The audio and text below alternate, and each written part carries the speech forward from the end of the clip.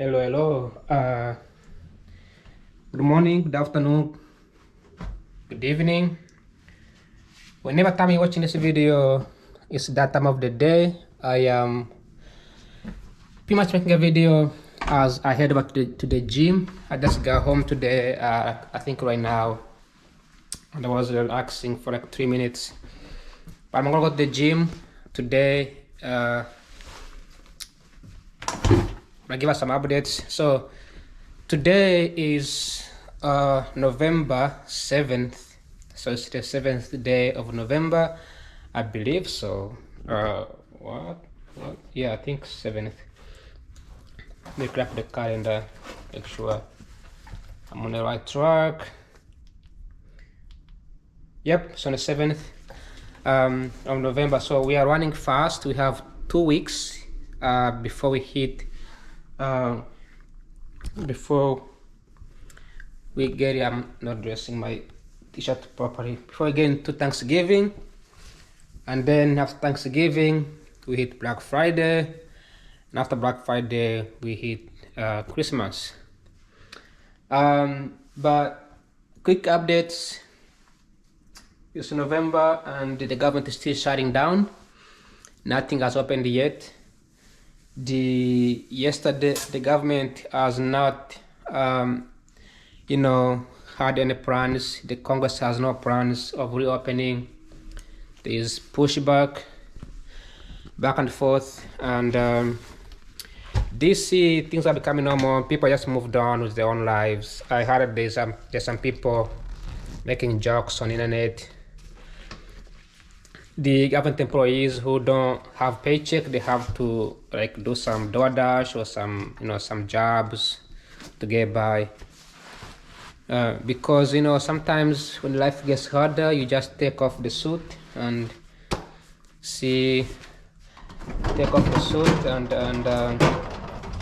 do some work, do something.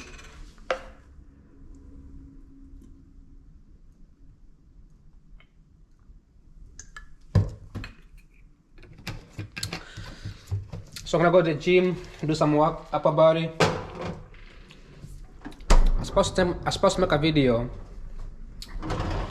while I'm here, but I waited and waited. I went from 11:20 to 11:50 now, and I haven't made a video yet. So next time I'm trying to be more proactive, but I'm tired, that's why. But I have some quick updates on when it comes to poverty converging. I'm still thinking about what I'm gonna research about, because I need to make a research paper. I need to write a research paper for my econometrics class, and I was thinking about like doing a research paper on AI, but there are so many AI research papers circulating all over the place. But I was thinking about maybe looking at something unique like SpaceX, not SpaceX, but the Neuro satellite, the what is it? Starlink, the Starlink, which was released a couple of years ago, and it helps. It's like internet kind of thing. So I'm trying to look it up on how Starlink works and maybe do some economic analysis. Now I talk a lot about Uganda, Rwanda, those two countries, but I cannot do a research on those countries because they don't have data. But let me get out of this house. I don't want to show my apartment. It's probably disrespectful to show my apartment. Also, it's not safe to show my apartment. So I'm gonna film again when I'm on the road and talk about it as I head back to the gym. See you in a minute. Alright, I think this is a perfect moment to film. Oh, I forgot my headphones, but I don't need them anyway because I'm not gonna be running the treadmill. I don't do treadmill because I'm walking anyway to campus, so I don't need the treadmill because I'm really walking anyway. So normally when I have to walk, when I don't have to walk, that's when I have to sort of jump on a treadmill, and kind of helps me out with the instead of like walking, I just use the treadmill to do like the same thing. But as I was saying earlier, yeah, I don't need the headphones. So I was saying earlier is that I was trying to see if I can do like some research in the African nations, especially these two nations, the Rwanda and the Uganda. But I found out that these countries don't have sort of enough data to use. It's like difficult to do, especially if you are trying to find things like consumption rate, the investment rate, the infrastructure, things that you need to test the correlation, especially like poverty rate. But yesterday my professor, he touched on something because he did the research as well. He mentioned how like there's what they call in econometrics, there's what they call omitted variables. Omitted variables is like a variable that you want to test, but you don't have a data. So if you want to test, for example, the income of the people who live in a village in Uganda, you will need you need to know how much money they make, what kind of jobs they have, what kind of food they buy, right? How much does the living cost, the cost of living, right? But nobody goes to the village asking people in the village all those questions. And even if you do, they're not gonna give you like an accurate. This is the same cars yesterday. They're not gonna give you the same accuracy. You're not gonna give you the same accuracy. They're not gonna give you like the accuracy number, right? Probably they're gonna lie. And plus, the government, not just in Uganda, but in the whole Africa, has done very little in encouraging people to give out their data. Maybe there's a mistrust. Maybe there is no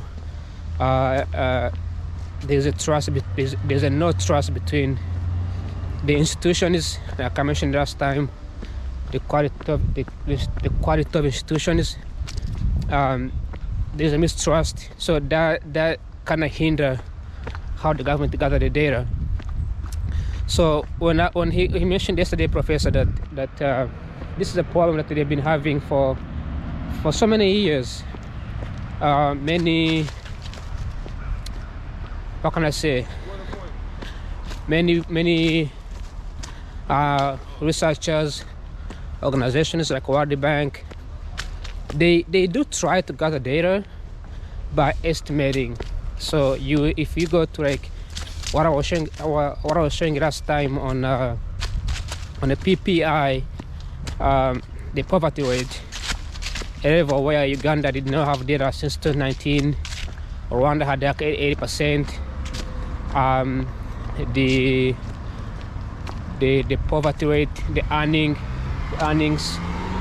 right? 50 cents a day, $7 a day, right? Those numbers, that we see on those big organizations, they come from, they just calculate the overall, like the estimate of the whole country. But there is no like individual, like a very individual, there is no individual data, like specific village of specific area, like in the US, United States. Like we know how much money people in Northwest make. Like I live in, like last time I was in Northwest region of DC, Washington DC. Like we know, like we have the data, not just in the federal government, but also in a local level. And you can access that data anytime you need it. It shows how much money people make, how much they consume, the price of the assets. But in nations like in Africa, you know, you have an overall, you have a data for the whole country, but you don't have a data for a specific place, right? And when you are testing the causation, the relationship, right? You can't just rely on the big data, because if the data from Uganda only relies on people who live in Kampala, people live in Kampala, they have jobs, or they are working, they are sort of performing other activities like I don't know, selling tomatoes, whatever they do every day. Those people can skew the data. Then you have people who live in a village who are farmers, and they grow maize, they grow crops, right? Small or big, who cares? And these people, we don't have the data for them. They get left behind. So if they say an average Ugandan makes 50 cents per day, they mean somebody who lives in Kampala, right? They don't really know who lives. They don't really know people who lives in a village. Plus, in Africa, most people who live in a city are young people. Like Uganda, for example, has the youngest population in the world, right? So young people, they don't make that much money, right? 16, 15 years old, they don't make any money, right? They don't have farms, they don't have any kind of assets. So anyway, that's what I just figured it will be. I just figured it will be maybe it was a question I asked myself.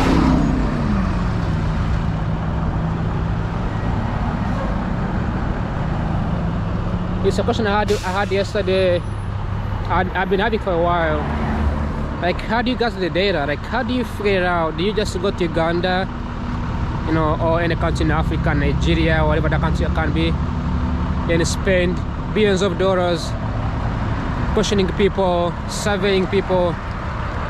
It's too much money. It's too much money to spend. There has to be some ways, right? Well, there's a research that came out in 2010. Professor shared this research yesterday, and instead of like relying on so they have a data like the one I showed yesterday, the day before, how much money people make, the income per day, the population, the geography, the gender. But to test the omitted variable, so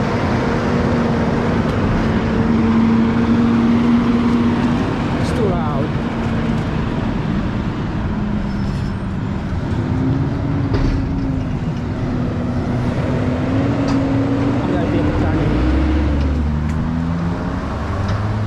So as I was saying is that to test the omitted variable, or to test the missing variables, to test the missing data, these people came up with an idea. They used the satellite. So you know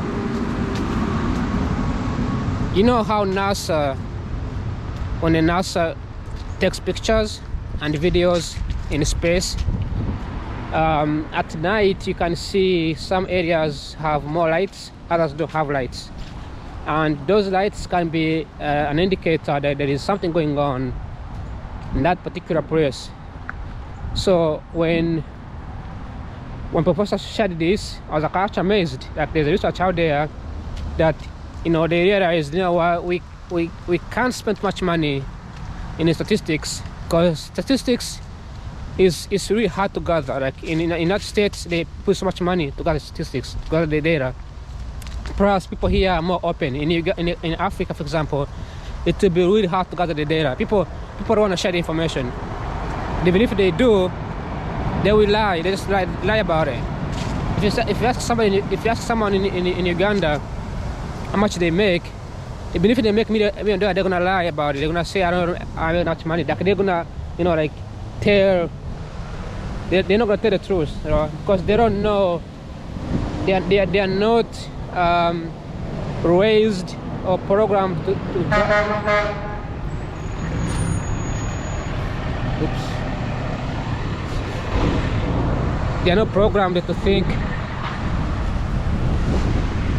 They are not programmed to understand that data is a key in improving the society, improving their community.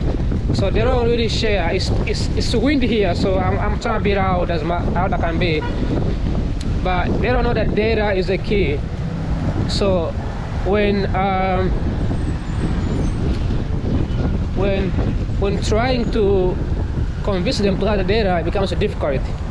So what these guys did, the researchers in the United States, they used the imagery from satellite, from NASA and those orbit in space. Then they looked at which area has electricity at night. So the assumption was, if there's an electricity somewhere, there has to be an activity, which makes sense. Like nobody puts electricity in a random empty area of Arizona, right? Because that would make no sense. Nobody goes in Arizona and puts some some poles and water powers and water pipes in there. That wouldn't make sense. So if there is electricity in any given area, there has to be something. There has to be an activity going on, and that was used as part of our research. And then he pulled up a picture, which I can put up right now. If you put up a picture on Google Map and you search for satellite imagery, night, NASA night satellite imagery, something like that. Let me put up right now. So let me go to Uganda.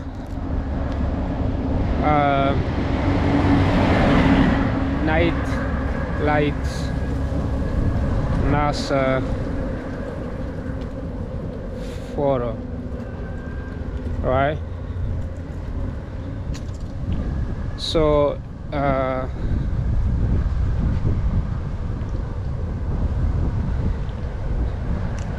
don't think I can see Uganda here. Let me see.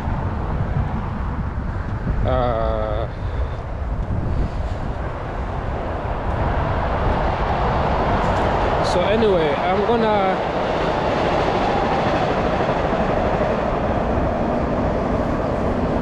gonna show something.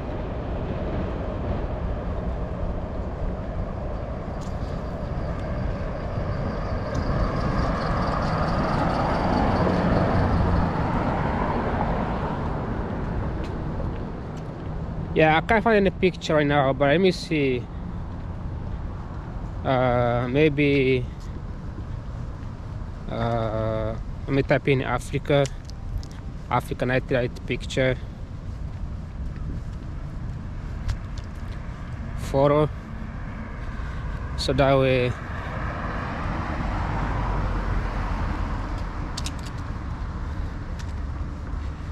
so this is the picture over here. So as you may see, let me come here close to the tree so it's easier to see. So if I zoom in, you can actually see these dots over here. It's where there is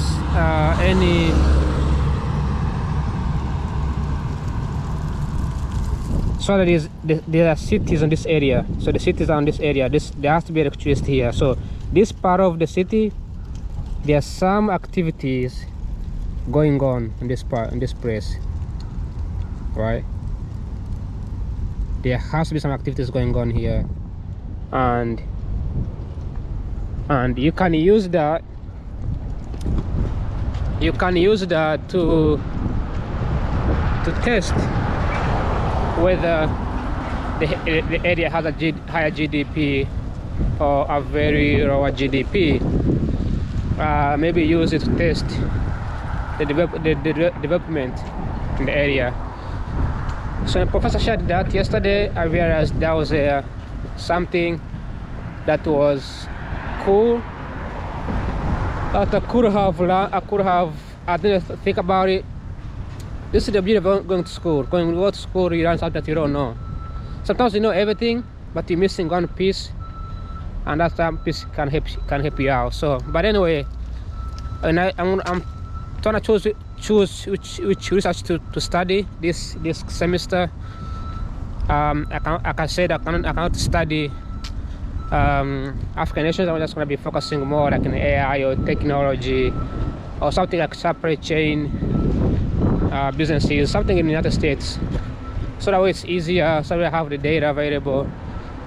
And I just arrived on the campus, and I'm just gonna turn off the camera, hit the gym, and I will be right back in a minute. Alright, I just arrived home. I can't believe I came with my shoes in my room. But anyways, I just arrived from the gym.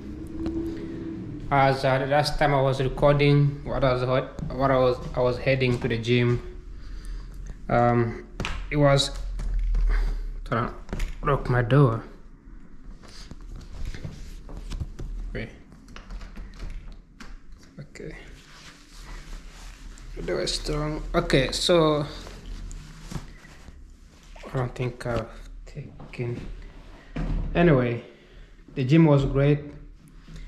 I enjoyed working out, lifting some weight. Now it's becoming a habit that every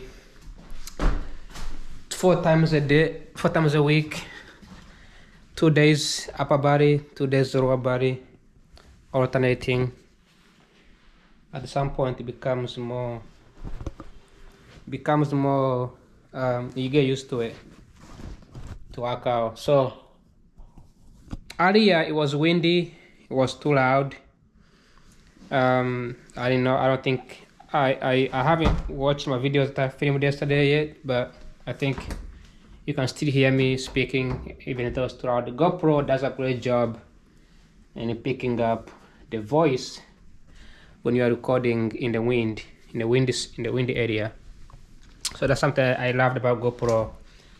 It doesn't sound great, but this is meant to be real, not like edited or fake or run through Adobe. This is meant to be like super real thing. Now I want to give some updates because earlier I recorded like about 20 minutes, so I want to make sure that this video doesn't pass 40 minutes. Last time I was recording and I ended up having almost 2 hours of videos, which is a lot. So I was walking back to camp back home, and I received the news on LinkedIn. But before I share this news, I want to say that Aria was commenting about Africa's lack of data, and what I was saying was that the researchers in economics, especially econometrics, they realized that they have data they needed, a few data they needed, but they couldn't get all the data. They were missing some. So if you do econometrics, you're gonna miss something, because people will ask you, like for example, if you want to test the pay gap between men and women, people might ask questions like, what about men? What if men? No. What about this? What about that? So when you are doing testing, you have to include different kinds of data, and at some point you don't have enough data, right? And in areas like in Africa, for example, people don't have data. People don't have data, and if you wanna test like the agriculture the productivity of the land, how much farmers are earning, all kinds of things that you need to test. You will have a very hard time sort of testing that because there's not enough data available. So what smells so bad here.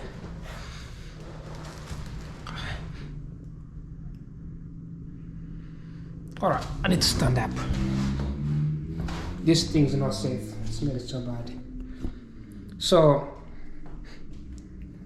what we do see in the Africa is that in order for the researchers to find out the things like GDP, the activities, the development, right? They use the imagery from NASA to understand if the area has any activity at all. And at night, when an area has an activity at night, there's always going to be some kind of lights, right? So you have areas like Kampala, you have areas like Mbarara, where they have electricity. So that symbolizes that there is something going on. It could be music performance, could be clubs, could be shopping centers, could be offices open and closed. There is something going on in that place. However, something smelling so bad in here. I don't know what that is. However, it smells like petrol, some chemicals.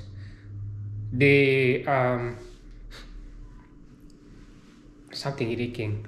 So, by using imagery, satellite imagery, they can determine how much activity is going on there. So if you are zooming in a village in Uganda, you really know that the village does not have electricity, therefore nothing's going on. People might be performing agriculture, but if there's like one house, right, and there's an entire field, empty land, that means there's nothing going on in that place. But you could use that as a way to test the GDP, as a way to test how much people actually earn. So that's what I was talking about earlier. I hope it was clear. I cannot see the video, so I hope when I upload, the voice will be clear, the sound will be clear, and everything. So I'm gonna repeat everything. So I'm gonna move on to something else. There's something smelling in here. It smells like there's a leak in the house. Jeez. Okay. All right. Anyway, here's the thing I'll talk about right now. I've been talking about AI and how AI was getting really popular. And today I was walking back from campus, from the gym, and I received this news.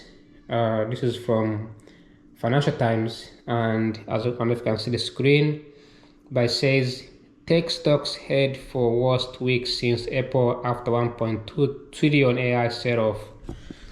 So all AI companies that have been hyping about AI and performing great, buying AI and all these kinds of deals been going on, evaluations going on. Now these companies are performing so poorly, right? Like you have Meta, you have Nvidia, right, and all other companies. They are performing so poorly, and it's something that it's now coming up on the news, and according to the news, this Financial Times is performing so poor than Trump Liberation Day tariffs. Remember when Trump announced the tariffs, the stock market dropped dramatically, they bumped up, right? But this was because of the investors. But now the companies have been buying AI, like Nvidia, cooperating with OpenAI. Then you have like every single company, AWS, every company, Meta, like every single company, small or big, have been like jumping on a rope and buying OpenAI in its full speed, right? And we're talking about trillions of dollars worth of valuation. Like according to the article, $2.2 trillion worth of deals have been going on. All right.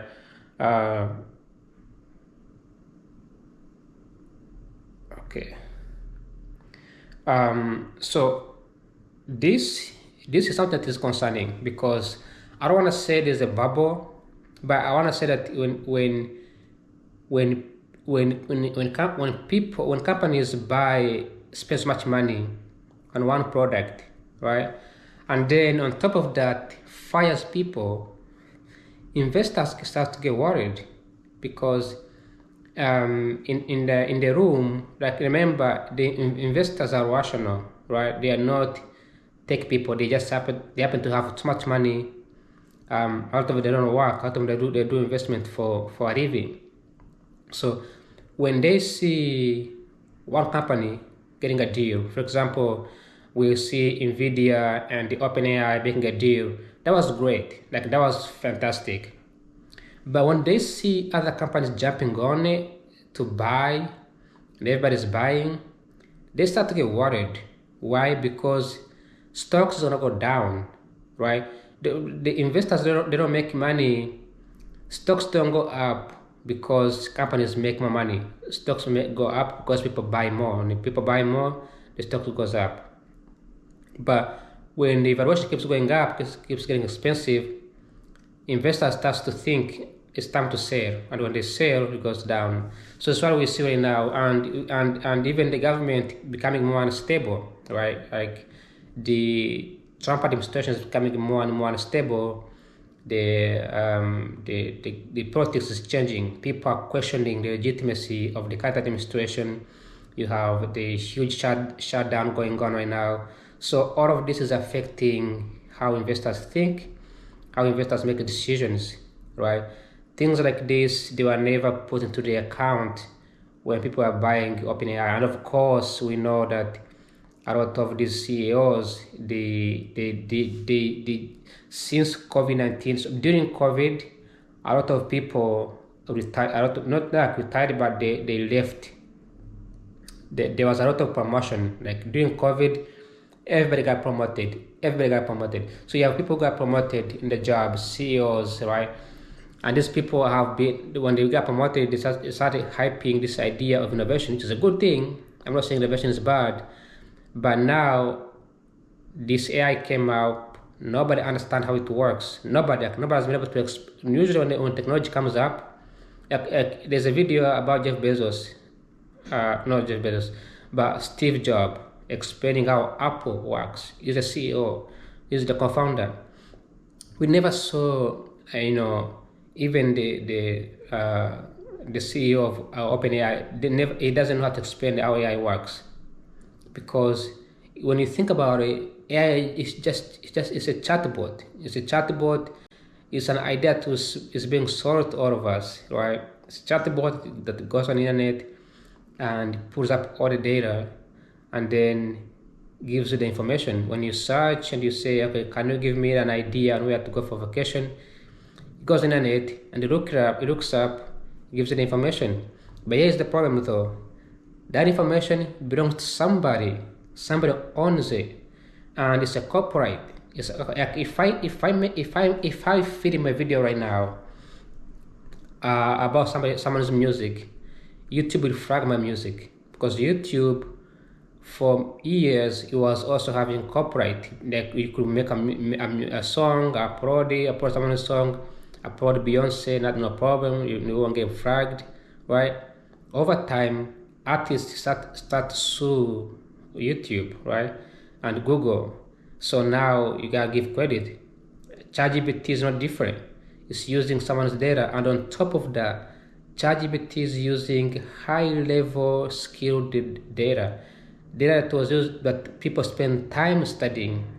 People spend time researching, correcting, analyzing, like research papers, new ideas, right? And then it gets that information and it sells to other people. So when a company like AWS says it's buying ChatGPT or collaborating with ChatGPT, it's not just collaborating, it's getting the data. It's also about the data. It's just not to access the data. So we're gonna see a lot of lawsuits going on, and it's gonna be a lot of money. Like recently, I did not share this, but recently I got paid by Facebook. Facebook paid me for copyright, for using my image. I'll show you a picture here. Facebook used my image illegally on social media. They took my Facebook photos and they sold it to the third party, and then they got sued by actually like a company or something, like another California district court, and then they sent me some money.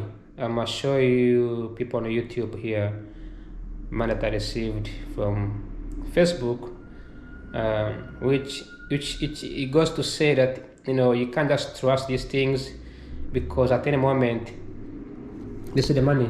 This is I don't know if it's visible, but that's $29.38, right?